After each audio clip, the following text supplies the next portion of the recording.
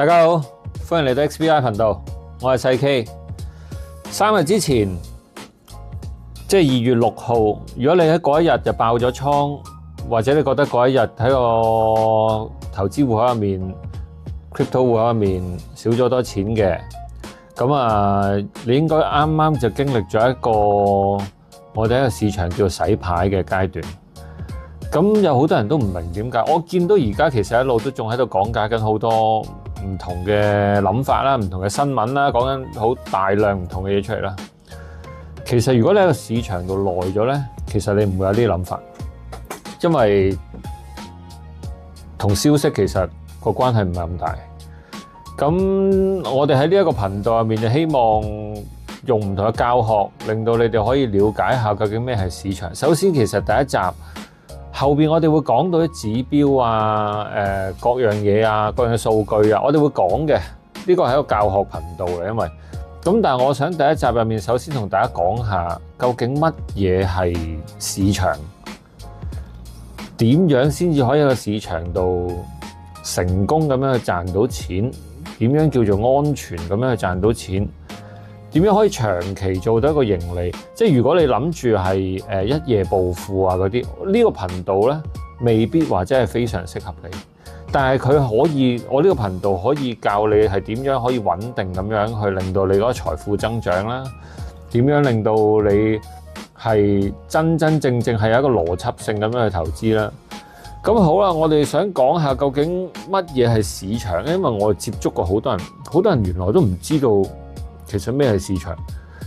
簡單啲，你買緊嗰樣嘢，例如你買緊 Bitcoin， 你買緊黃金，你買緊白銀，你買緊 even 你美股 Tesla、富途各樣嘢都好啦。就算恒指嗰樣嘢，咁究竟嗰個係咩嚟嘅咧？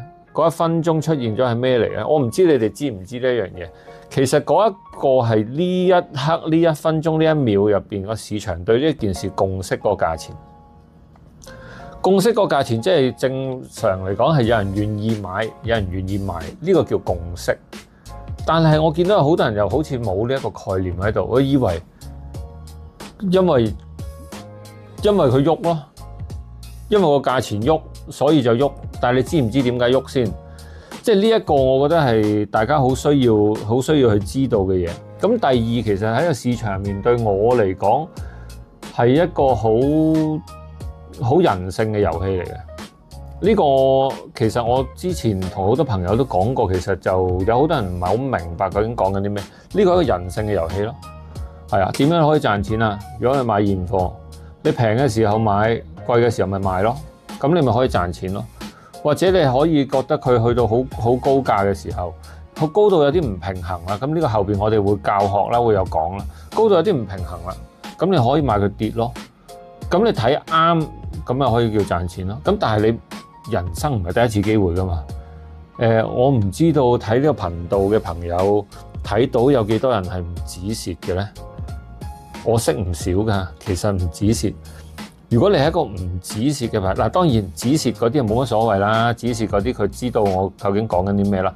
但係唔止蝕嘅朋友就係，其實你鋪都係 all in。我當你嗰個金額你唔係 all in，但係你唔止蝕，咁其實做緊啲咩咧？其實你 aim for 啲咩咧？有冇諗過呢一件事？信仰係啊。咁今集其實大概係講少少呢啲咁樣嘅嘢。咁但係其實老實講啊，點解我一開始我就話其實新聞唔係好關事咧？因為新聞喺後邊嘅，其實有好多後邊嘅數據咧，我哋睇到嘅咧，其實已經係有好多嘢係令到我哋可以早少少去洞悉個天機。究竟我可以早少少喺個市場入邊浸住喺度等佢升啊，定係我聞到佢應該要跌嘅時候，我早少少可以走到呢？同埋成交量，你哋有冇睇過呢一件事？有冇留意過呢一啲嘢呢？